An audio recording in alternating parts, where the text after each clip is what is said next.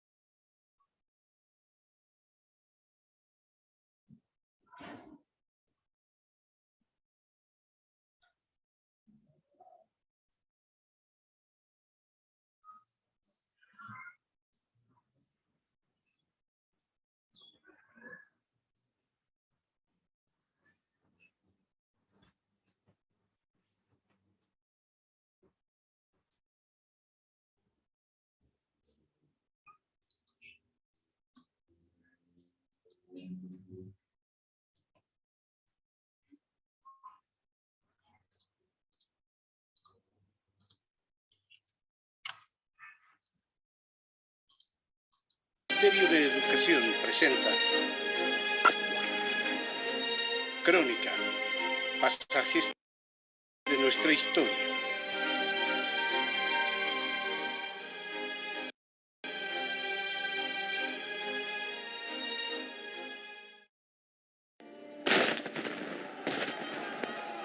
La Guerra Federal en Bolivia, coincidente con el paso entre dos siglos, representó un cambio radical del eje del poder político, social y económico, aunque no determinó un cambio en la estructura de quienes lo detentaban. Varios factores explican la confrontación que en los hechos fue una guerra civil.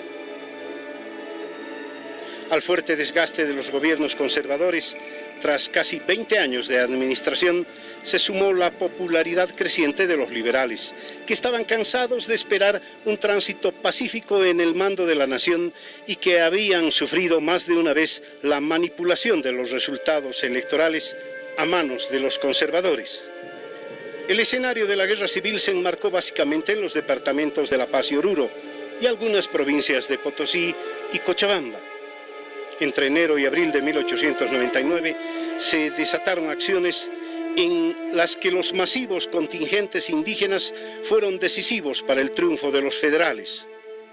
En las provincias Inquisibi, Aroma, Carangas, Chayanta, Tapacarí y Ayopaya hicieron un cerco de bloqueos y ataques que diezmaron al ejército de Alonso. Fue sin duda alguna una de las páginas más violentas y sangrientas de toda la historia republicana de la nación. El 24 de enero de 1899, en Cosmini, José Manuel Pando, gran estratega militar, derrotó al ejército constitucional de Alonso en la batalla llamada del Primer Crucero. 250 efectivos de los batallones Avaroa y Vanguardia avistaron un convoy constitucional con pertrechos a cargo del Escuadrón Sucre y el intercambio de disparos concluyó con una violenta explosión de un carro cargado de munición que precipitó la fuga y la derrota del ejército de Alonso. El 10 de abril de 1899, en las inmediaciones de Paria, en Oruro, se produjo la batalla decisiva, llamada del Segundo Crucero. Los federales derrotaron definitivamente a las fuerzas del sur. Casi 4.000 combatientes protagonizaron la batalla, que dejó un saldo de cerca de 1.000 víctimas entre muertos y heridos.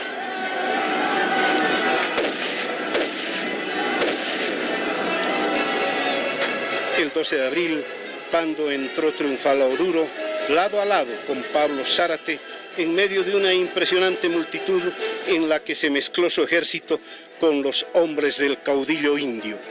El federalismo, sin embargo, nunca llegó.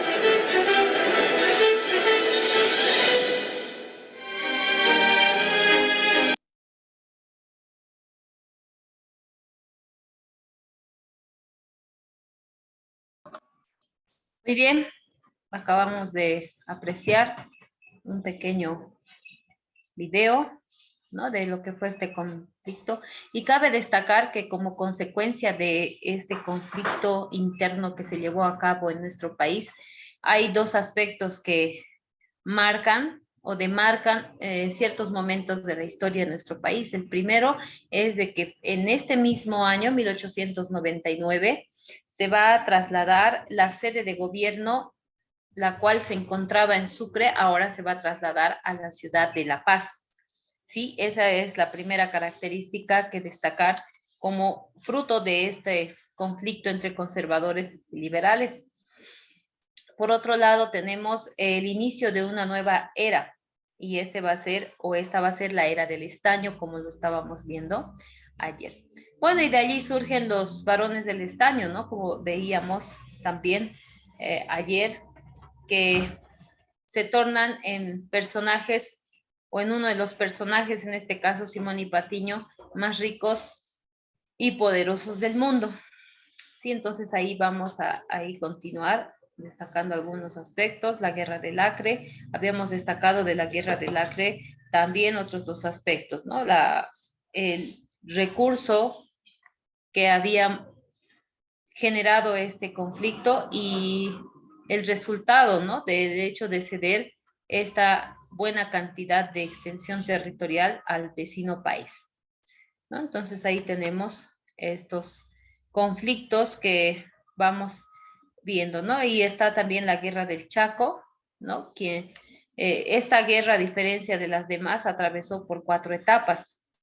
El pronóstico de esta guerra, de acuerdo a las etapas por las que atravesó, dijimos que la primera y la segunda etapa fueron etapas relativamente porque se presentaron, ¿no?, derrotas tras derrotas a nuestro país. Sin embargo, la tercera y la cuarta etapa pues van a tener un cambio radical, ¿no? Pareciera que las cosas mejoran, pero también, por otro lado, igual se termina cediendo territorio a este país, ¿no? A pesar del último intento, en la última etapa, ¿no?, de las victorias que había logrado conseguir el ejército boliviano, ¿no? Entonces ahí tenemos también este otro detalle. ¿Qué más vamos a destacar, no? De la guerra del Chaco cabe destacar que en 1938 se llega a aprobar una nueva constitución. Esta nueva constitución va a traer consigo cambios también al país. Recordemos que la primera constitución de la República de Bolivia se estableció en 1826, ¿no? Y si hablamos de la última, pues estamos hablando de la constitución que entró en vigencia en 2009.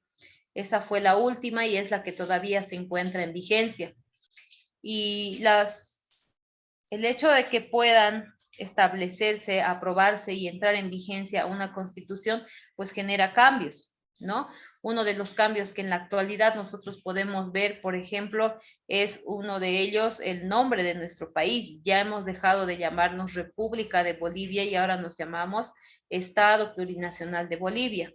Y la Constitución Política del Estado lo dice así, ¿no? Y entre otros cambios, varios podríamos mencionar ahora, pero lo vamos a mencionar más adelante a manera de conclusión también de nuestro tema o de nuestro momento, ¿no? De avance.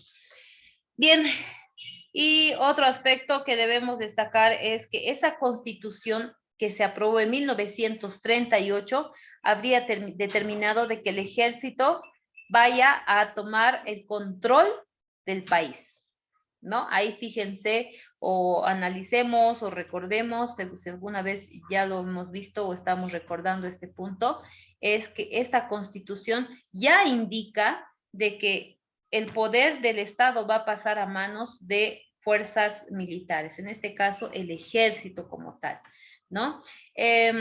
Bueno, aquí un paréntesis nada más, es importante que como bolivianos nosotros tengamos, es nuestra responsabilidad.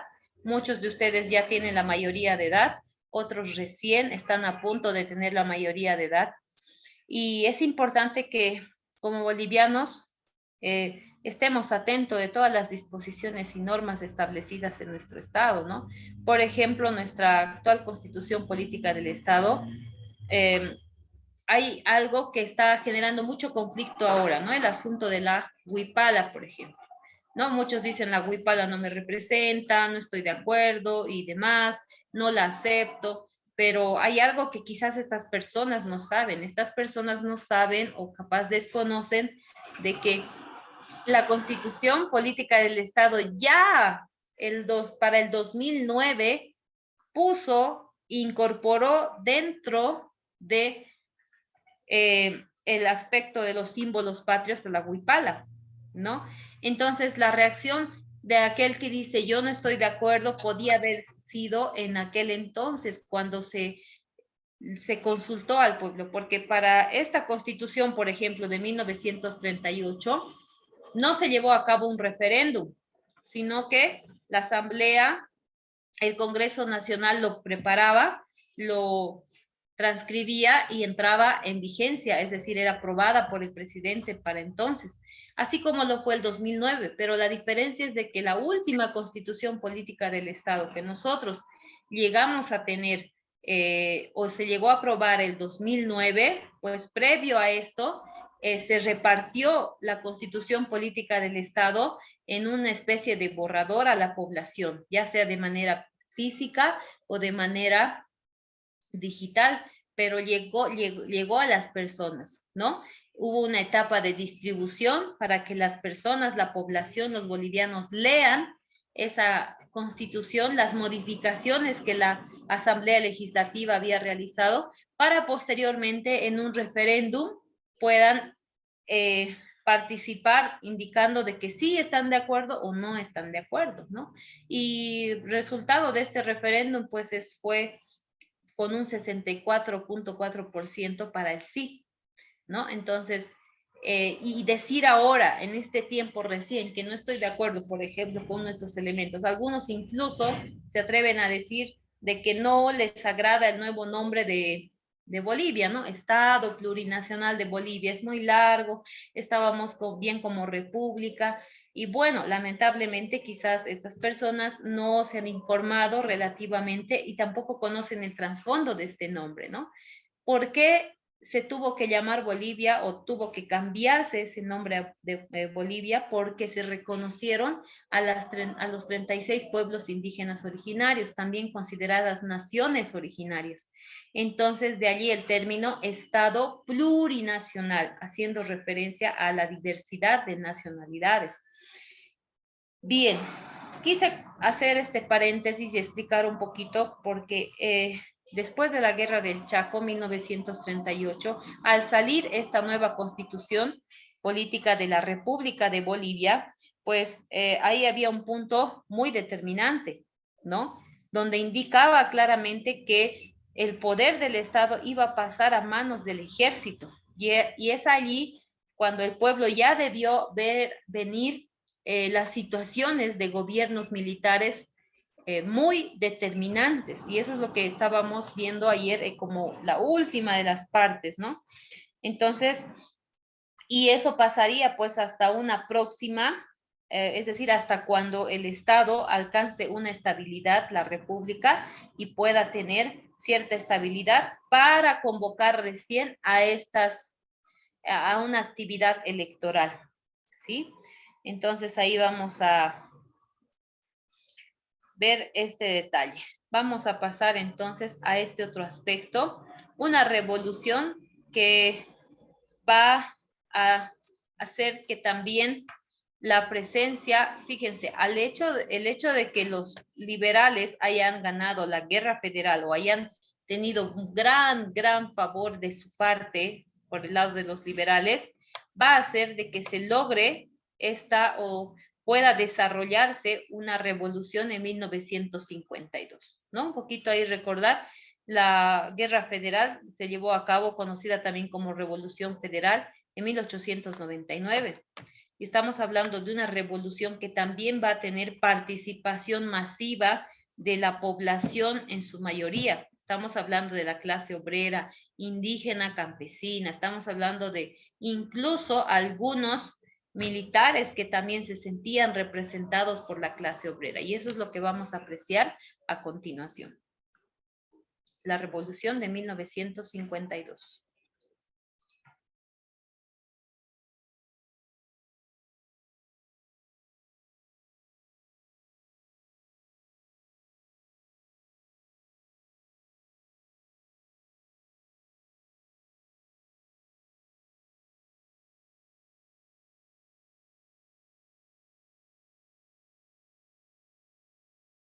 Presenta Crónica, pasajes de nuestra historia.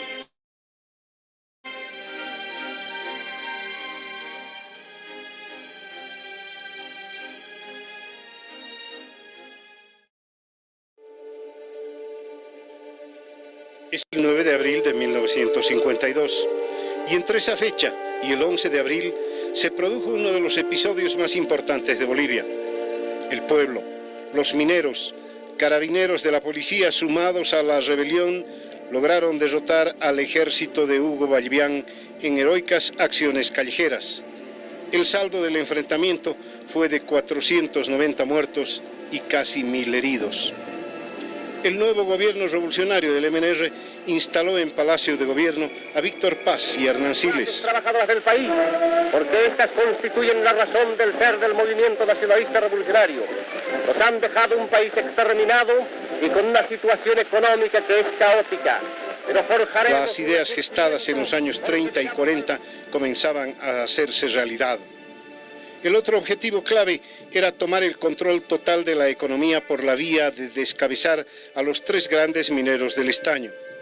Se consideraba que solo un Estado fuerte, dueño de sus recursos naturales y de sus empresas de producción, podría desarrollar el país. Por eso, el 31 de octubre de 1952, Paz Estenssoro firmó el decreto de nacionalización de las minas, con lo que el 80% de los ingresos de las exportaciones y los recursos del subsuelo pasaron a poder del Estado. Acto seguido, se creó la Comibol, la empresa minera estatal. Se estableció el control obrero con derecho a veto. Se despidió y recontrató a todos los trabajadores, lo que demandó una fuerte erogación al erario. En 1955 se dictó un nuevo Código de la Educación. Otro de los objetivos básicos de la revolución fue la diversificación económica y la vertebración del país. La inauguración de la carretera Cochabamba-Santa Cruz, la primera ruta asfaltada del país, permitió un acceso al oriente que marcó el impulso de crecimiento de Santa Cruz de la Sierra. Se construyó un ingenio azucarero. Se impulsó la producción del petróleo hasta lograr exportarlo con el oleoducto Arica-Sicacica. Se transfirieron fondos de Comibol para todo este proceso que, si bien ayudó a esta tarea, descapitalizó a la empresa de la minería. Junto a estas medidas, se vivió el nacimiento de la Central Obrera Boliviana en abril de 1952. la creación de milicias mineras y campesinas, el cierre del colegio militar y la baja de más de 500 oficiales para reorganizar el ejército.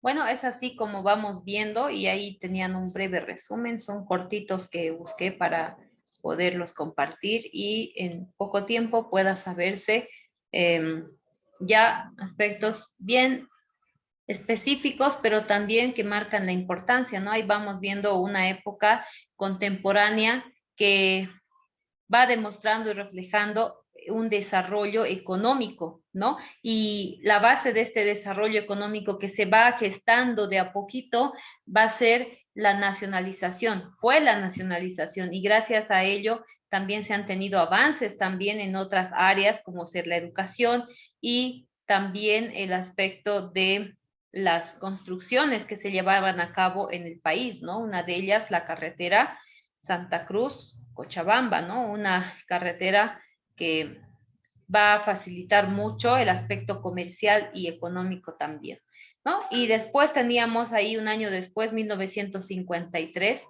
la reforma agraria, ¿no? Promulgada este año y esta reforma agraria ya va a tener un tinte más del aspecto indígena, campesino y sus tierras, ¿no?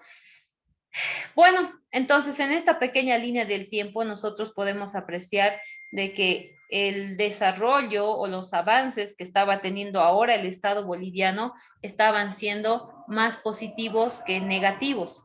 Sin embargo, vamos a ver que esta situación va a cambiar de cierta forma porque esto no le estaba, no le estaba favoreciendo, ¿no? Y miren, todo empezó ese despertar en cuanto al desarrollo y darle importancia a quienes realmente habrían forjado siempre la economía del país desde un inicio, ¿no? Que quienes eran la clase obrera, trabajadora, campesina, ahora estaban teniendo parte y estaban demostrando que realmente le podían prometer al país un mejor futuro, ¿no? Pero por un lado se encontraban los conservadores que no estaban de brazos cruzados por todo lo que estaba sucediendo. Sin duda alguna, ese desarrollo, las nacionalizaciones y demás situaciones no favorecía a la clase conservadora, a la clase oligarca, a la clase política que buscaba solamente beneficiarse o beneficiar aspectos muy personales, ¿no? Y producto de esto, pues vamos a ver aquí que situaciones, ¿no? Como reordenar la economía, estabilizar la moneda, referentes muy directamente a la parte económica, van a haber contra oposición en acciones, ¿no? Entonces aquí vemos nosotros que hay se derroca a un gobierno a través de un golpe militar, golpe de Estado militar. ¿Por qué se vieron con esa libertad de poder realizar un golpe de Estado militar y poder retomar o tener el dominio nuevamente del Estado dejando de lado a la clase liberal y volviendo, es decir, los conservadores querían recuperar para ellos el poder del Estado, ¿no? Y ahí tenemos al general René Barrientos. Ya con este personaje vamos a iniciar, Bolivia va a entrar a otra etapa, ¿no? A la etapa de los gobiernos militares, que más precisamente se conoce a esta etapa desde 1964, perdón, aquí está al revés, de 1964 a 1900, perdón, 82, ¿no? Entonces aquí vamos a ver que esta etapa de los gobiernos militares va a estar marcado por muchas situaciones, también voy a decir, de sangre, asesinatos y algunos aspectos que aquí estamos viendo, ¿no? Entonces vamos a ver un pequeño corto para desarrollar estas características que ustedes están viendo en la pantalla.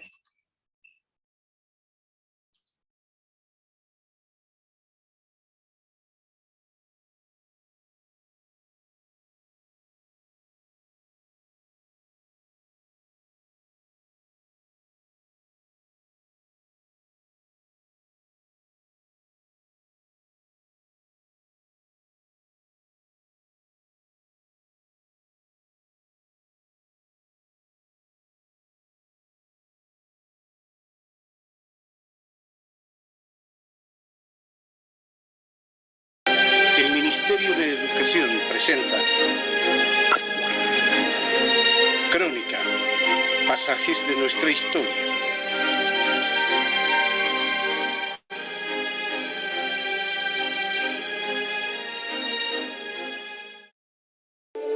Luego de la caída del doctor Víctor Paz Estenssoro y del MNR en 1964, se sucedieron en nuestro país una serie de dictaduras militares con breves periodos democráticos. La dictadura de Banzer, la más larga de nuestra historia, se sumó a otros gobiernos de facto, como de Pereda, Padilla, Natush, García Mesa, Torrelio y Vildoso, que determinaron que entre 1978 y 1982 Bolivia haya sufrido el peor momento de estabilidad de su historia política. En esa época, los protagonistas fueron los miembros de las Fuerzas Armadas como base del poder político. Hay obviamente matices. A los gobiernos violentos como el de Banzer y Natush se contrastaron otros como el de Padilla y Vildoso, o anodinos como el de Torrelio. Todo quedó atrás el 10 de octubre de 1982.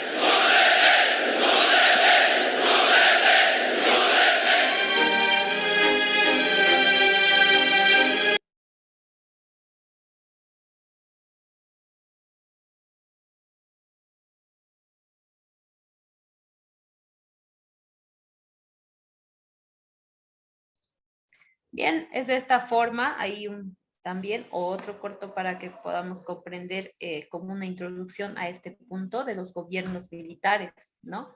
Con los gobiernos militares retorna la etapa o el poder vuelve a la clase conservadora, ¿no? Aquellos que quizás en una guerra federal habían sido derrotados y aparentemente habrían sido despojados ya del poder. Sin embargo, en base a la Constitución de 1938, donde indicaba de que el Estado iba a pasar a manos del ejército por circunstancias que ellos supieron justificar en la Constitución, pasa ahora, vuelve a manos de conservadores el poder del Estado, ¿no? Y vemos que fue en base a un golpe militar, golpe de Estado militar, ¿no? Encabezado por el general René Barrientos, a quien derroca a Víctor Paz Estenssoro. Y bueno, ahí tenemos 4 características de estos gobiernos militares. Y con estas características vamos a comprender el contexto al que había llevado estos gobiernos al país. Primero, tenemos ahí el retorno de las políticas y reformas económicas conservadoras. ¿Cuáles van a ser estas reformas económicas conservadoras? Es una de ellas, una de las que más afectó, volvió a afectar al país, es la reapertura de industrias de minas del estaño. Pero estamos hablando que se reaperturan estas industrias de minas del estaño, pero para manos privadas extranjeras, es decir, a la cabeza y a la administración de industrias, empresas privadas extranjeras, ¿no? Es como que lo que se había logrado, la nacionalización y demás, ahora vuelve a manos privadas, y no solo a manos privadas, sino que a manos privadas extranjeras, ¿no? Entonces, obviamente, estas empresas o estas industrias de minas de estaño, de las minas de estaño privadas, van a hacer la administración de estas solamente como extracción en el país, y los recursos van a ir destinados pues a aquellos países quienes hayan tomado posesión de estas, ¿no? Pasando ya a 1967, poco tiempo después del inicio de los gobiernos militares, tenemos aquí algún grupo de liberales que se habían contrapuesto totalmente. Miren, este conflicto entre liberales y conservadores no solo se estaba presentando en Bolivia, sino se estaba presentando en varios países de América del Sur, ¿no? Y por qué no decir del mundo.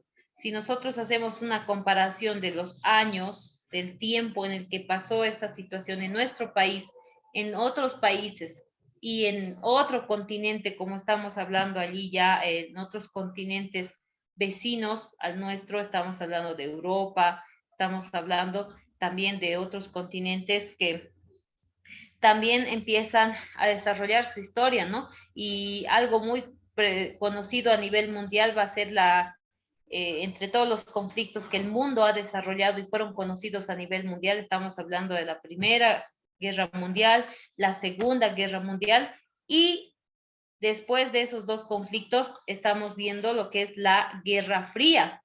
Y ahí un poquito vamos a hacer un paréntesis, ¿no? La Guerra Fría va a ser un conflicto ideológico, más que conflicto bélico, va a ser un conflicto ideológico donde se enfrentan la Unión Soviética, ¿no? Ahí estamos hablando de la URSS con Estados Unidos, ¿no? Entonces ahí ese conflicto ideológico conocido como la Guerra Fría va a influir en América del Sur y va a influir de esta manera, ¿no? De esta manera. Y bueno, básicamente pues los liberales serían quienes estuvieran como que indirectamente aliados con lo que viene a ser la URSS y los conservadores los que indirectamente serían representados por los Estados Unidos.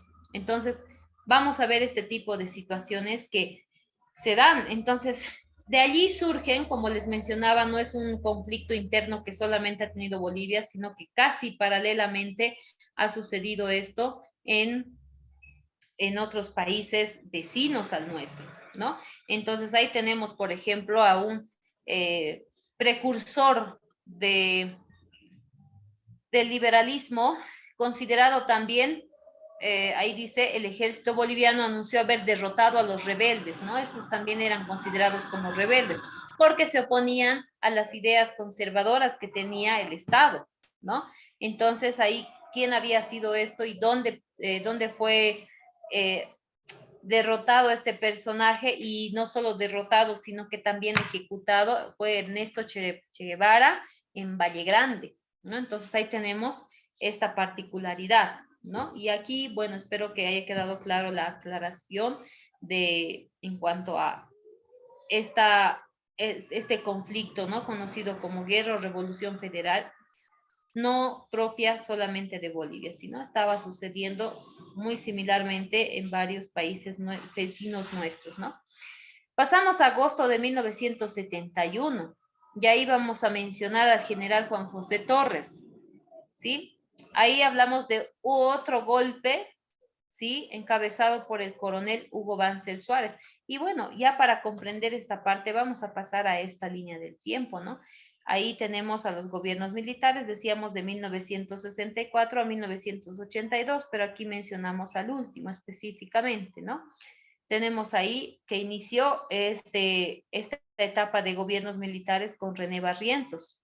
Pero ustedes veían en el corto ahí que también estuvo representado o dentro de esta etapa de gobiernos militares, el país como que tuvo un respiro de un gobierno relativamente democrático, ¿no? Pero era muy momentáneo. Estamos hablando, por ejemplo, aquí de un presidente civil, Luis Adolfo Salinas, dentro de esta etapa. También dentro de esta etapa estamos viendo allí a Walter Guevara Arce, ¿no?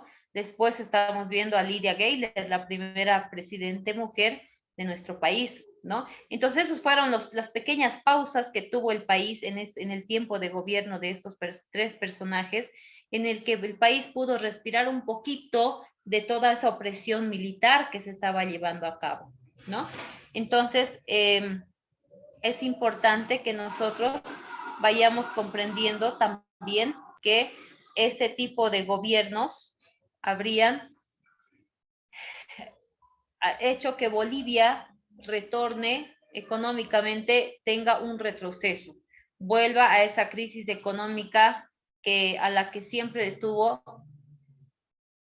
expuesta por la mala administración, ¿no? Y bueno, ¿por qué no decir que estos gobiernos conservadores siempre quisieron favorecer a empresas, industrias extranjeras, incluso empresas o industrias extranjeras donde ellos mismos eran socios, hasta propietarios, incluso podríamos mencionar? Es de esta forma que vamos a pasar nosotros a ver este tipo de situaciones. A ver, aquí un poquito aclarar. Ahí está, ¿no? Bien. Ahí tenemos, ¿no? La línea del tiempo, los años en el que estos presidentes. Bien. Vamos a mencionar que muchos de estos presidentes militares, muchos de ellos, tener la presidencia para sí, muchos de ellos les significó la vida, ¿no? Muchos de ellos murieron sin que sus muertes sean investigadas, ¿no? Y como el Estado estaba a manos del gobierno, del ejército, a manos de este aspecto militar, pues no se hacía una investigación de fondo, ¿no? Hasta incluso podemos decir de que los asesinatos, se menciona de que durante esta época de las dictaduras o gobiernos militares, así fue considerado este tiempo, habría fallecido no solo dentro de nuestro país, sino fuera de nuestro país, porque se ha dado de una forma paralela a otros países, alrededor del 80% de la población de forma general, ¿no? Sumando o juntando a varios países, ¿sí? Entonces ahí tenemos este tipo de características. Pero vamos a ver qué sucede luego de estos gobiernos militares ya para ingresar a lo que son los gobiernos democráticos. Bien, aquí vamos a ver algunos aspectos. Ahí los que están de celeste son las medidas que se van llevando a cabo a partir de 1982. Pero ¿qué sucedió poco antes de la finalización de los gobiernos militares? Ahí tenemos como producto de estas medidas que se habían llevado a cabo, de estas medidas económicas o reformas económicas conservadoras, producto de ello, pues ahora la caída del precio del mineral había afectado mucho a la economía del país. Y no solo aquello, sino la mala administración de los regímenes militares, quienes enfatizaron más en poder establecer un gobierno autoritario más que administrativo, es decir, se interesaron más en que el pueblo obedezca al pie de la letra todo lo que ellos ordenan, ¿no? Por eso también es conocido como la etapa de los gobiernos dictatoriales, ¿no? Pero más que poder reorganizar al país, más que poder sustentar o sobrellevar planes que puedan generar desarrollo, ¿no? Entonces ahí tenemos a un país ahora, luego de estos gobiernos militares, a un país endeudado. ¿Por qué? Por esto que estamos viendo en la segunda característica. Endeudado porque las inversiones privadas, ¿no? Es como que el Estado vivía prestándose de empresas extranjeras privadas para solventar al país mismo, ¿no? Entre los aspectos que el país tenía que atender y generar recursos para también ser invertidos en el país. Pero lamentablemente Bolivia termina con una inmensa deuda. ¿Qué pasó a principios de la década de los 80? Estamos hablando ya en estos años, justo cuando ya está concluyendo la época de la dictadura o de los gobiernos militares, ¿no? Se llega y, bueno, se termina marcando una derrota a la última junta militar, ¿no? Aquí no está, pero salen dos autoridades más militares que tratan de sobrellevar justo después de Luis García Mesa, para poder sobrellevar el poder. Y bueno, ahí tenemos una junta militar. ¿Por qué? Porque les decía, aquí mencionamos a 3. Sí, ahí tenemos a otros 2 más que no me salió ahí, pero ahí está, ¿no? La junta, a eso se refiere. No sé si ustedes han visto en láminas, en algunos documentos, donde ven hasta 3 personas encabezando la presidencia del país, ¿no? Entonces, no siempre gobernaron personas específicas, sino que muchas veces por la inestabilidad política que tenía el país, se establecieron juntas de gobierno, es decir, grupos de militares, hasta de 3 militares, para poder llevar a cabo el mandato presidencial, ¿no? Y a eso se conocen como juntas militares. Entonces, ya en la década de los 80, iniciando 1981, ya 82, vamos a ver que se derrota a la última junta militar y se trata de reinsertar el pensamiento democrático a través de los liberales, ¿no? Y no solo los liberales, sino que estamos hablando de objetivos que se perseguían hace mucho tiempo, ¿no? Desde el inicio de la fundación de la República. Bien, y bueno, es así que vamos a ingresar a una nueva etapa, la etapa de los gobiernos democráticos, a partir de 1982, ¿sí? Y bueno, estos gobiernos democráticos van a prometerle al país ciertos avances que no solo van a quedar en promesas, sino que van a realizar, muchos de ellos llevarse a cabo. Vamos a ver un pequeño corto de los gobiernos democráticos.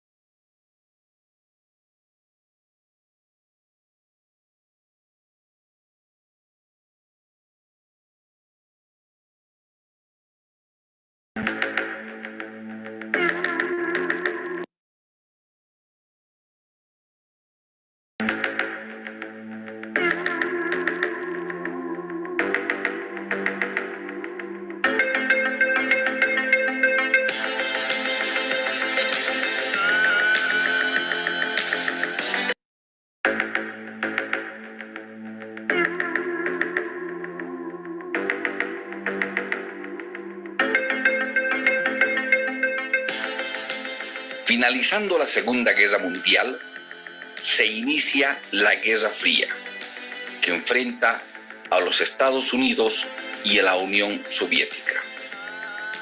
Varios eventos ponen en crisis a muchos países.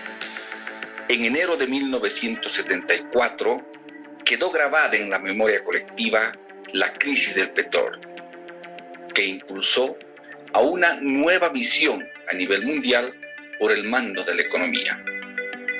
Ante la crisis, ante la caída de la economía mundial, había que buscar un rumbo para tomar las riendas de la economía. Tenían que ser pioneros Margaret Thatcher y Ronald Reagan. La formulación de sus políticas estaban destinadas a reafirmar al mercado como el único mecanismo para la salud económica. Los mercados se liberalizaron, las industrias estatales se privatizaron. Fue el comienzo de una revolución mundial, que a la vez fortalecía a sus pioneros y debilitaba a quienes tomaron el camino contrario. A finales del siglo XX se produjo una revolución capitalista. El sistema capitalista se convirtió en el único sistema posible, andaba en su mayoría perdida y sometida al extractivismo. Bolivia sería uno de los países modelos que lideraba el discurso dualista, extractivista, primario exportador, como único recurso ante la incapacidad, el saqueo, oportunismo para beneficio propio. El resultado, entre muchos otros, es la gran crisis, más conocida como la hiperinflación de los 80. Y como siempre, la clase política, expertos en el manejo del voto, ante la limitada visión del ciudadano militante, reafirmando con el voto el continuismo de una economía extractiva, de un sistema corrupto.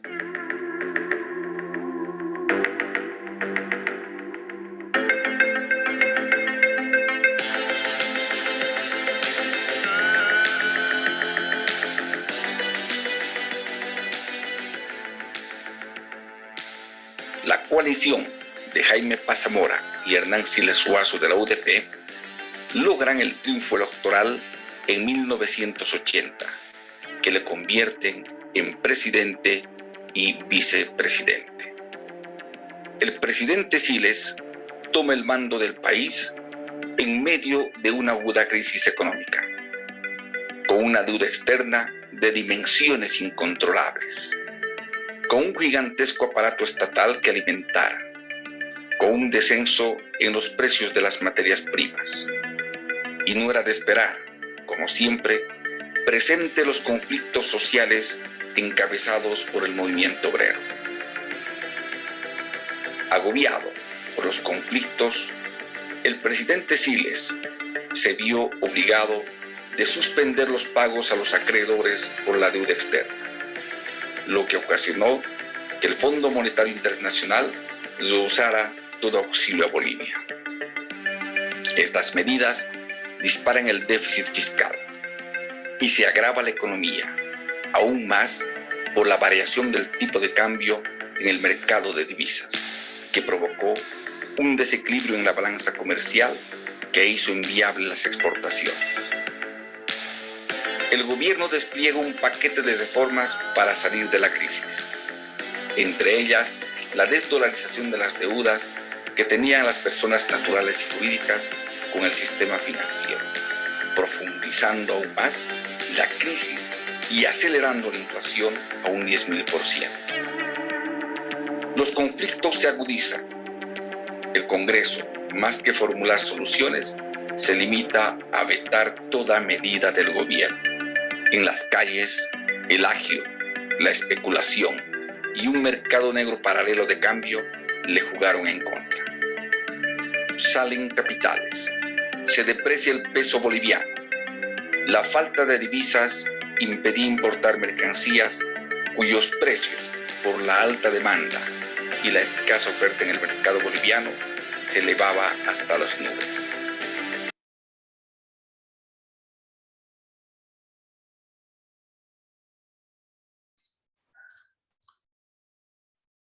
Bien, ahí está. Vamos a ver solamente hasta ahí. Bien, ahí estábamos viendo estos detalles que no solo afectaron a nuestro país, como les mencionaba hace un momento, era aspectos que estaban siendo de influencia a nivel mundial, ¿no? No solo Bolivia, sino muchos países atravesaron por este tipo de situaciones muy similares como consecuencia indirecta de estos conflictos que se estaban presentando a nivel mundial, ¿no? Entonces vemos que queda claro que nuestro país ha sido uno de los más afectados económicamente y tuvo que acudir a diferentes instancias internacionales para todavía seguir viva económicamente, ¿no? Estamos hablando de uno de los instituciones o bloques económicos más importantes del mundo, el FMI, el Fondo Monetario Internacional, al punto de que esta institución o este bloque económico no quiso ya financiarle ningún crédito al país por la gran deuda que ésta tenía, lo que decíamos allí como resultado de los regímenes militares, ¿no? Entonces, ahí vamos a ver, a continuación vamos a ver la presidencia de algunos personajes y las medidas que estos llevan a cabo para poder contrarrestar esta situación económica, ¿sí? Porque ahora que si bien se estaba ingresando a una etapa democrática relativamente más justa y poco manipulada por la parte corrupta, era necesario poder retomar medidas que puedan aportar y salvar la economía del país, ¿no? Y bueno, el Congreso mismo, quien se había encargado por mucho tiempo de designar a los presidentes del Estado, empieza y reclama a Paz Estenssoro nuevamente como presidente. Recordemos que este fue el último que fue derrocado por este personaje, general René Barrientos, ¿no? Ortuño, quien tuvo que realizar un golpe de Estado militar para que recién pasara a los gobiernos militares, ¿no? Entonces el Congreso esta vez es como que dice la población misma a través del Congreso, estábamos bien, estábamos realizando después de la revolución federal, después de la reforma agraria, se iba presentando avances, ¿no? Entonces ahora queremos a Paz Estenssoro nuevamente como nuestro presidente, ¿no? Entonces ahí tenemos este aspecto. Algo que no quizás he destacado en un principio fue, por ejemplo, ahí tenemos MNR, Movimiento Nacionalista Revolucionario. A partir de la revolución de 1952, jóvenes, empieza a surgir lo que son los frentes políticos. Hoy por hoy son conocidos como frentes políticos, pero en ese entonces eran organizaciones que surgieron para poder defender las causas del Estado, del país y de la población, ¿ya? De ahí vamos a ver, ustedes van a ver en el texto guía varios partidos que ya ustedes quizás algún momento han escuchado, MNR, ADN, el MIR, ¿no? Y diferentes frentes políticos que hoy son conocidos como tal, pero en un principio fueron conocidos como organizaciones que buscan con la finalidad de alcanzar propósitos de ciudadanos, ¿no? Pasamos al principal logro de Paz Estenssoro, ¿sí? Se dice que al reclamar y al nuevamente tener consigo el poder, Paz Estenssoro había establecido una nueva política económica que estaba alcanzando a frenar la hiperinflación, lo que mencionaba o veíamos en el video, ¿no? La hiperinflación económica que estaba haciendo como una especie de bicho, larva, algo que estaba consumiendo la economía del país y de muchos otros países vecinos. Luego tenemos a Jaime Pazamora, ¿no? Que había sido el tercer candidato más votado en elecciones de mayo de 1989, ¿no? Ahí tenemos ya una fiesta electoral interesante que había, a ver, aquí dice que el MNR había sacado un porcentaje mayor al 60% de la población en las elecciones, ¿no? Entonces habría sido el más votado, a pesar de que es el tercer más votado, pues ahí tenemos esto. No se había establecido entre el primero y el segundo por ciertos problemas internos dentro de las elecciones o esta actividad electoral que se habían realizado, ¿no? Entonces ahí se destaca de manera limpia la participación de este personaje. Posterior a aquello, tenemos allí a junio de 1993, ¿no? En este año, para este entonces, Quien ingresa al gobierno, a la cabeza del Estado, es el empresario minero. Miren, no sé si ustedes recordarán o no a Gonzalo Sánchez de Lozada, es un personaje de nacionalidad estadounidense. Poco podía expresarse, es decir, no había rasgos claros de que no era boliviano, pero que sí tenía el interés por trabajar para Bolivia, ¿no? Entonces, este personaje obtuvo la victoria en las elecciones anteriores a este año y era un empresario minero. A pesar de que era extranjero, él era un empresario y propietario minero, Gonzalo Sánchez de Lozada. El gobierno de Gonzalo Sánchez de Lozada se caracteriza por tres aspectos. El primer aspecto, por tomar medidas muy similares a las que estaban tomando otros países para frenar la hiperinflación, ¿no? Muy aparte de lo que había hecho Paz Estenssoro, habían planes que se establecían en países en situación de emergencia económica. Entonces, Sánchez de Lozada se enfocó en poder aplicar esos planes, esos planes de acción para poder salvar la economía del país. Bueno, Gonzalo Sánchez de Lozada siempre dijo que todas las medidas que él establezca como gobierno van a estar direccionadas a poder salvar, salvaguardar y sobrellevar la economía del país. Un claro ejemplo viene a ser el plan de todos, ¿no? Este plan de todos era un plan de privatización de empresas estatales. ¿Qué quiere decir? Le dio a entender a la población boliviana de que, a ver, voy a dar un ejemplo con una familia. Hagamos de cuenta que en una familia los padres tienen, qué sé yo, 6 hijos, ¿no? 6, 8 hijos. Y llegue un momento en el que la familia, los padres entren a una situación de crisis. Entonces, estos papás van a pensar, analizar la situación, su situación económica y van a decir, bueno, a ver, ¿qué hacemos con nuestra economía? Estamos de mal en peor, no crecemos y los gastos son mayores porque somos más en la familia. Entonces, ¿qué podemos hacer? ¿No? Y de pronto es como que estos padres piensen en dar en adopción temporal a sus hijos porque no pueden hacerse cargo de ellos, ya no tienen para solventar su alimentación, los gastos que estos requieren para invertir en ellos, ya no hay. Entonces deciden tomar la difícil decisión de poder entregar a sus hijos por una adopción personal a otras, temporal, a otras familias, ¿no? Indicándoles de que la adopción es temporal porque ya no tenemos recursos para mantenerlos, pero esto va a ser temporal. No vamos a llegar a hacer una adopción completa, sino temporal por la situación que se explica, ¿no? Entonces, esto como una solución para poder sobrellevar su economía. Entonces, estos papás, mientras den en adopción a estos hijos a otras familias por un tiempo nada más, porque ya no los pueden solventar, entonces ellos tendrían quizás la oportunidad de nuevamente surgir, ¿sí? Pero quizás digamos que ellos trabajaban preparando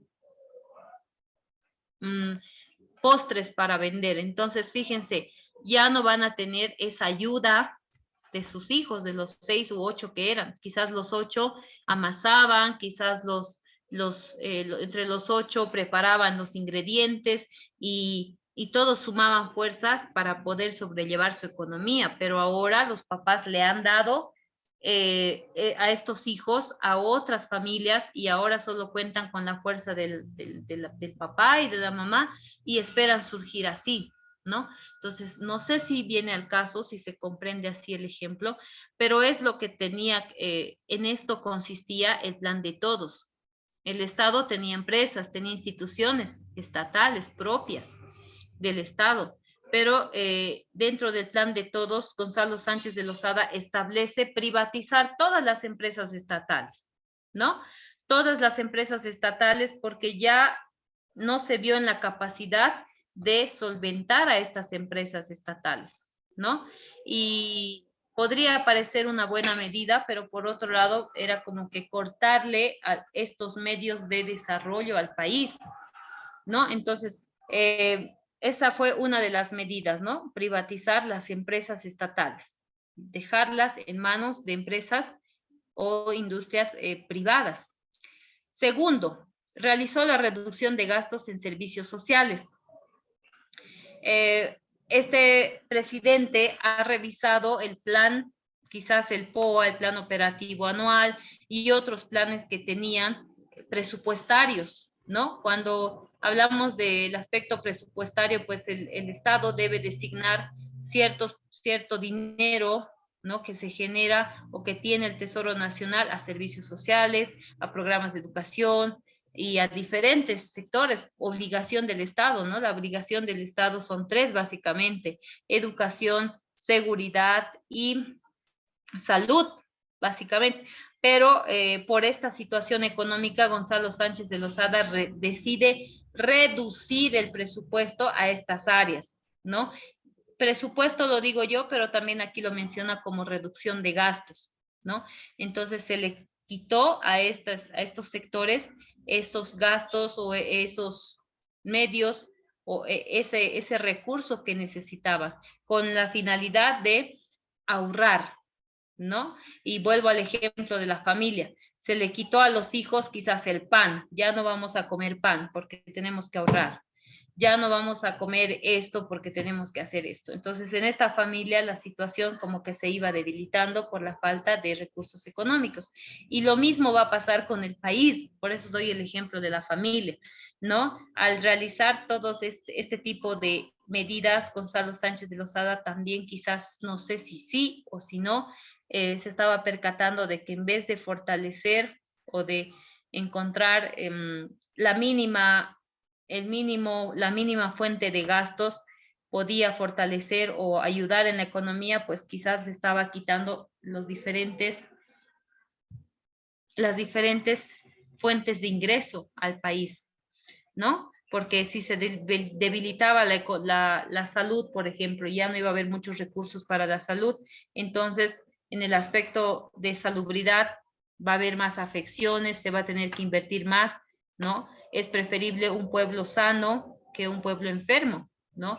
Por la parte de la educación, ¿no? El analfabetismo, una situación educativa que estaba también muy presente, muy predominante desde los inicios de la República, ¿sí? Entonces, es de esta forma que nosotros vamos a ir viendo este tipo de situaciones. Y bueno, aquí hay un aspecto que cabe mencionar de Gonzalo Sánchez de Lozada, lo que fue la masacre de Navidad, ¿sí?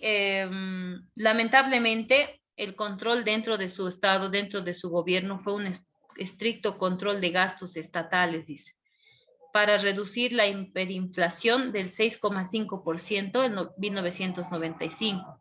Pero los costos sociales fueron muy altos, incluida la masacre de Navidad. Y este habría incluido una situación de crisis en las personas, en las familias y en la clase más afectada, que siempre fue afectada. La clase más trabajadora, pero la clase más afectada también, que es la clase obrera, campesino, indígena también. ¿Sí?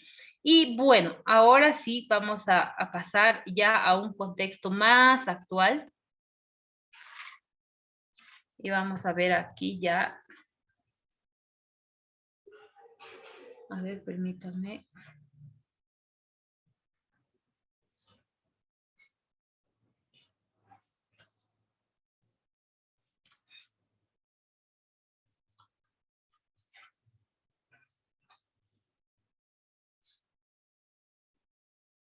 Después de todo este tiempo de buscar sobrellevar la economía del país, se va a tener el aspecto democrático va a tener mucha relevancia en esto, como lo vimos en la época de 1952, hasta antes de que ingresen los gobiernos militares, ¿no? Y aquí está, a ver, voy a compartir para que entremos en contexto. Ahí está, ¿no? Entonces, aquí nosotros vemos una situación. Nuevamente, y aquí hay que rescatar algo, ¿no? Un personaje que quiero destacar en este tiempo ya democrático es la participación de Hugo Banzer Suárez. Recordemos que uno de los personajes más sanguinarios durante la época de la dictadura fue Hugo Banzer Suárez, en la época de gobiernos militares, pero después lo vuelven a poner como candidato para presidente y vuelve a ganar. Bueno, no es que vuelve, porque para entonces fue establecido, instaurado. Esta vez él gana las elecciones para gobernar al país. Supongo que la población decidió elegirlo para poder reorganizar y poner orden en el país, ¿sí? Y ya de ahí surgen los otros presidentes, ¿no? En este caso, por ejemplo, Sánchez de Lozada no solamente gobernó al país, volviendo a este personaje, no solo gobierna el país por una oportunidad, sino en más de una oportunidad. Y vamos a hablar de la última etapa de gobierno de Sánchez de Lozada, ¿no? Ya en este caso de parte de el dúo sería Sánchez de Lozada y Jaime Pazamora, ¿no? Entonces, estos dos personajes ya habían sellado antes un denominado Plan Bolivia de Responsabilidad Nacional. Este era conocido como un pacto también, para que se puedan realizar formaciones futuras políticas, es decir, se puedan a partir de esto presentar diferentes frentes políticos, los que hoy conocemos, ¿no? Los diferentes, hoy es más conocido estos frentes políticos como partidos políticos que presentan a sus candidatos, ¿no? Y tratan de ganar la popularidad en la población para poder también ganar de esa forma el poder, ¿no?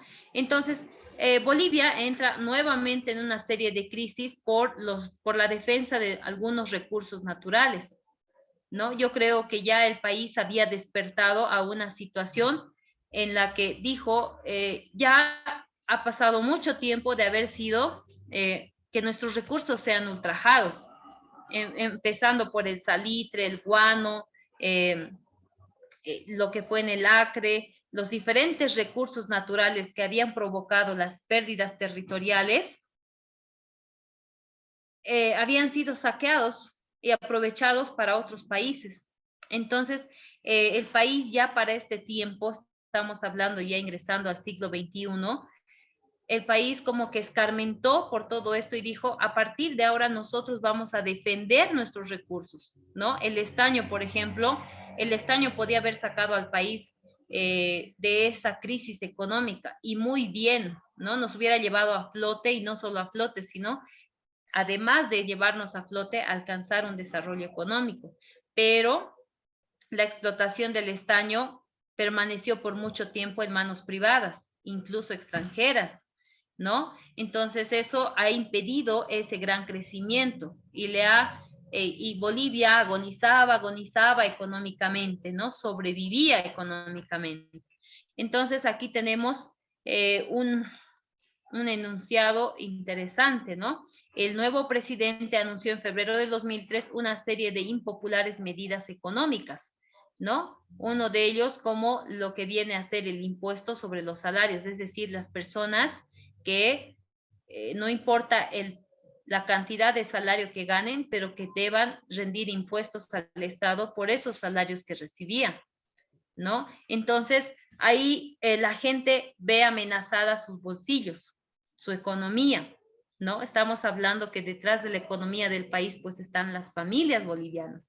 Entonces, esta medida, esta que fue una de las primeras del 2003, se vuelve una situación de conflicto interno nuevamente, ¿no? Y esta vez ya el país no se quedaba callado, el país decidió manifestar su molestia en cuanto a esta nueva medida, así como quizás ahora. Yo quisiera que participen. ¿Cuál es la medida que la población está rechazando? La gente se ha molestado por esa medida que el gobierno ahora en la actualidad está queriendo implementar. A ver, ¿alguien puede participar?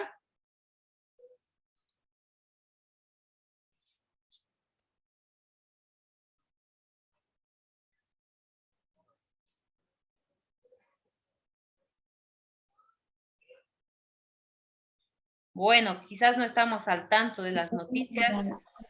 Dice la ley de la legitimización de ganancias Ilícitas. Gracias. Es una medida que ha despertado la molestia en gran parte de la población. Entonces, de la misma forma, y bueno, la gente está haciendo una serie, incluso hoy mismo se llevó a cabo un debate, una conversación larga y tendida de la anulación, los movimientos y diferentes sectores le han dado plazo al gobierno hasta hoy para que puedan, y sin duda eso yo creo que va a quedar registrado en la historia del país, ¿no? Hasta hoy para que se pueda suspender eso, o que se pueda no suspender, archivar, porque ya está elaborado, ya un equipo de trabajo del gobierno lo ha elaborado, entonces lo que buscan es de que ésta se archive. Y bueno, quizás para ganar tiempo y a manera de que nunca más se la tome en cuenta, ¿no? Entonces, al igual que quizás ahora, quizás no es una situación muy igual, pero sí similar, tenemos ahí el 2003, ¿no? Impuesto a los salarios, ¿no? Y eso significaba por cada salario que recibas tienes que rendirle o dar un porcentaje al Estado, ¿no? Entonces, viendo esta situación, ¿qué hace Sánchez de Lozada? Pues retira su proyecto, retira esta medida y dice, bueno, ya está bien, no va a ser llevada a cabo. Pero ahora, ¿de dónde sacamos los recursos? Porque quizás era una forma de que Lozada pueda conseguir dinero de donde haya, de donde se pueda sacar, ¿no? Entonces, ahí vamos viendo incidentes violentos, situación de división, ¿no? Y el gobierno mismo se había dividido porque una parte del gobierno, al establecer el impuesto sobre salarios, estaba segura que con esa situación se iba a sobrellevar la situación del país con esta medida. Pero otros pensaron y dijeron hay que darle la razón a la gente. La gente vive quizás con un salario mínimo, la mayoría de las personas, y dar un impuesto frente a esto no está bien, no les va a alcanzar para sobrevivir. Entonces el gobierno empezó a demostrar ahí lo que viene a ser la dimisión, ¿no? Es decir, la retractación de su idea por lo que había pasado, pero también ahí los miembros del gobierno empiezan a presentar ciertas contraformas de pensar, ¿no? Ahí había como que un cruce de pensamientos y de ideas y no había un acuerdo específico, ¿sí? Entonces, ¿ya qué pasa en el mes de agosto? Esto había pasado en febrero del 2003, pero ya había pasado el tiempo de toda situación de problemas y el mes siguiente, dice, para intentar poner fin a la crisis que el país vivía, ¿qué hizo nuevamente? Ahí vemos ahí la figura de Gonzalo Sánchez de Lozada, que llega a un acuerdo con NFR, otro frente político que también busca demostrar al país que quiere lo mejor para el país y a la vez también ahí este era un partido opositor, ¿no? Entonces yo creo que ya estamos muy contextualizados entre qué viene a ser la oposición y quiénes vienen a ser los que están parte del gobierno. Entonces, Sánchez de Lozada no le importó ir y consultar y hacer algún tipo de acuerdo con un partido que le prometía al país. ¿Por qué se acercó a un frente opositor? Porque este frente opositor estaba llenándole los oídos al país de esperanzas y de medidas de solución interesantes, que con las medidas que ellos estaban proponiendo iban a ser efectivas el sobrellevar la economía del país y generar al país un futuro mejor, ¿no? Entonces, busca a los líderes del NFR y, bueno, entran en un plan para poder ahí llegar a acuerdos que puedan beneficiar al país en el aspecto específicamente ahí económico, ¿no? Entonces ahí nosotros vemos aspectos, ¿no? Que tienen que ver con proyectos sanitarios, educativos, y ahí surge un nuevo recurso económico que quizás es un recurso natural no renovable, pero sí muy rentable para mejorar la economía del país. Y ahí tenemos la exportación del gas natural, ¿no? que esto también genera nuevos descontentos, ¿no? Ahí tenemos, por ejemplo, miren, lo que quiso hacer quizás Sánchez de Lozada a través de estos acuerdos y demás es poder responsabilizar a otros sectores sobre lo que él estaba pensando hacer. En otras palabras, no había más. Es como que esta familia, del ejemplo que yo les digo, el único recurso que tengan para ir a vender sus postres sea un auto, ¿no? Y en ese auto vayan a vender sus postres y demás, y que lleguen a un punto tan crítico donde tengan que vender este único recurso económico más rentable que ellos podían tener, ¿no? Quizás ya ni tenían para comer y bueno, y es lo que quizás intentó, es una visión, porque aquí no dice exactamente y tampoco he revisado algunas fuentes de la historia, no indica cuáles fueron las intenciones, por qué es que Sánchez de Lozada no quiso solamente exportar el gas, sino quiso vender y privatizar el gas para otro país, ¿no? Básicamente pasar esto, ¿no? Y no exportar. Exportar es proveer a otro país y ese país nos pague por la cantidad de gas que se va a ir exportando. Pero querer venderlo y privatizarlo, en otras palabras, ya es palabras mayores, ¿no? Entonces ahí vamos a ver de que la exportación del gas natural había generado nuevos descontentos, porque no tenía tintes de exportación, tenía tintes de venta, ¿sí? Entonces, y bueno, el país ya no quiso saber desde el acuerdo, luego de la guerra del Pacífico, ya no quiso tener ningún contacto o ningún tipo de anexión con el país vecino Chile, porque ahí siempre hubo ese temor por la malversación de este país, ¿no? Entonces, es otro aspecto que ha generado problemas también, ¿no? Saber o enterarse de que los gasoductos van a pasar por el puerto chileno. Entonces, ya eso generó otra alarma de molestia, ¿no? Entonces, ya tenemos ahí una situación que nos lleva a un contexto más actual, más cerquita a lo que quizás ustedes en este tiempo, ustedes debieron estar quizás muchos de ustedes naciendo capaz, ¿no? Septiembre y octubre del 2003, ¿no? Entonces, allí interviene la Central Obrera Boliviana, ¿no? Frente a todas las situaciones que se estaban llevando a cabo y más que todo la distribución, exportación o venta de este recurso natural como es el gas natural, ¿no? Entonces empiezan a convocar se empieza a generar una especie de guerra. Podría decirse, y también fue conocida por muchos historiadores, es considerada como la segunda guerra federal en el país, esta situación, ¿no? Que se llevó a cabo y también es mencionada como la guerra del gas, ¿no? Y aquí surge un frente político que tiene que ver muy del siglo XXI, no estuvo presente anteriormente. Y ahí tenemos el movimiento popular, también fue catalizado por el MAS y por el movimiento indígena Pachacuti, es decir, hacen una alianza o quienes muestran frentes también van a ser ahora los diferentes sectores, ya no solo obreros, ya no solo los trabajadores, sino también la clase indígena campesina va a mostrarse a través de estos frentes, ¿sí?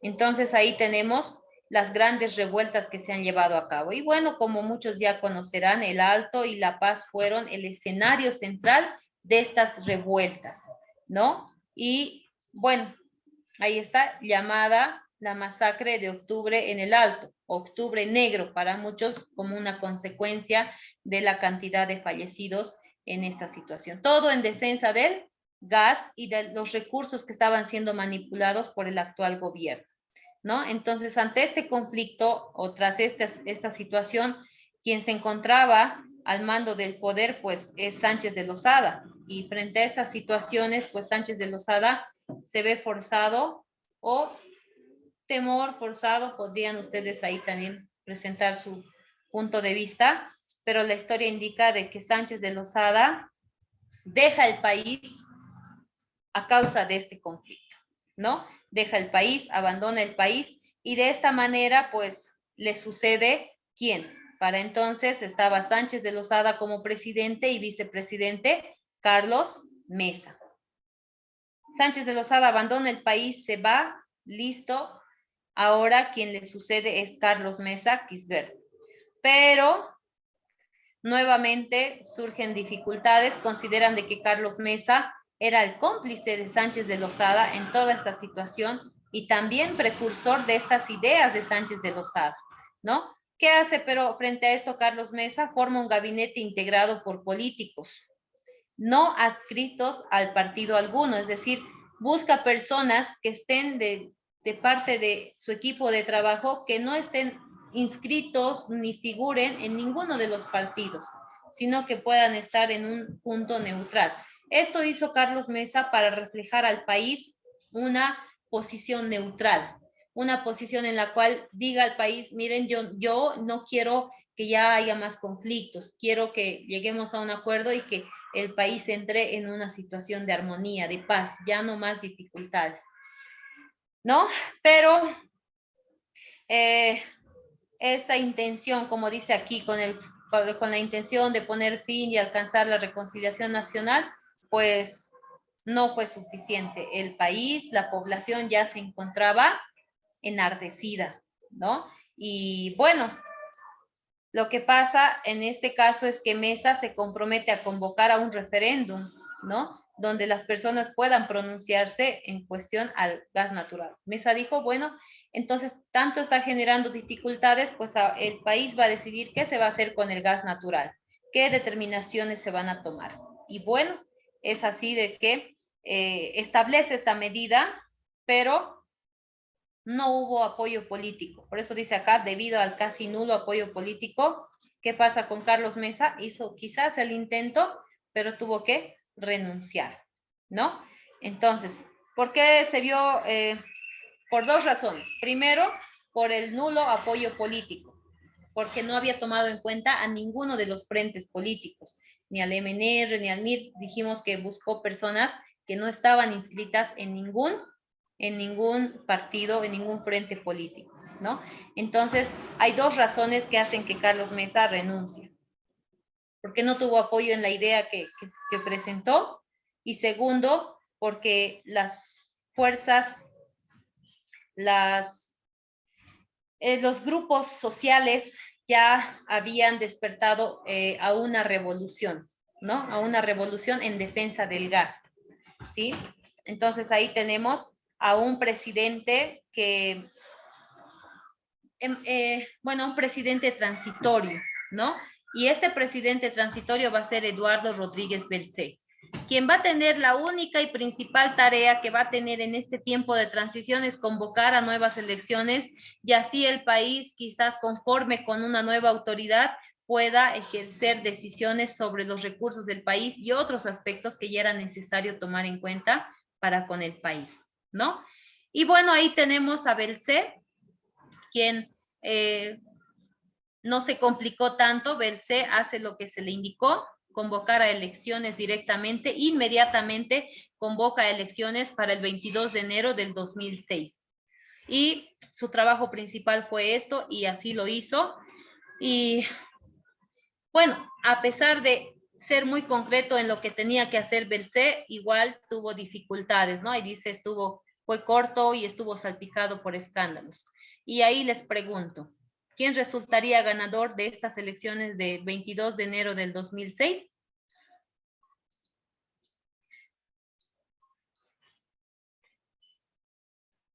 Bueno. Listo, quizás haya dificultades con sus micrófonos, ¿no? El ganador o el frente ganador a estas elecciones del 22 de enero del 2006, convocados por Eduardo Rodríguez Belcé, presidente transitorio de Bolivia para entonces, es el MAS, ¿no? El Movimiento al Socialismo, con sus candidatos Evo Morales y, se me fue el nombre, a ver, Linera, ¿no? Entonces ahí tenemos a presidente y vicepresidente, quienes ya empiezan a gobernar el país a partir de entonces. Y es hasta aquí que se puso como parte de la historia de Bolivia, ¿no? Ya de allí Yo creo que miren, justito son las 16:33 para llevar a cabo. Muy bien, entonces eso fue todo por esta última clase modular también. Y mañana pueden ingresar a partir de las 3 hasta las 4:30. Va a estar habilitado la evaluación en el Moodle. Y con ellos también, ustedes seguramente ya han estado revisando, está allí los materiales que se han ido presentando cada día, las grabaciones, y también se van a ingresar los enlaces de los videos que hemos visto en esta jornada, ¿no? Un poquito más de videos ahora para contextualizar y conocer y comprender un poco más este aspecto. Entonces, mañana tenemos nuestra evaluación sobre todo este tiempo de avance modular que hemos tenido. Muy buenas tardes, hasta luego.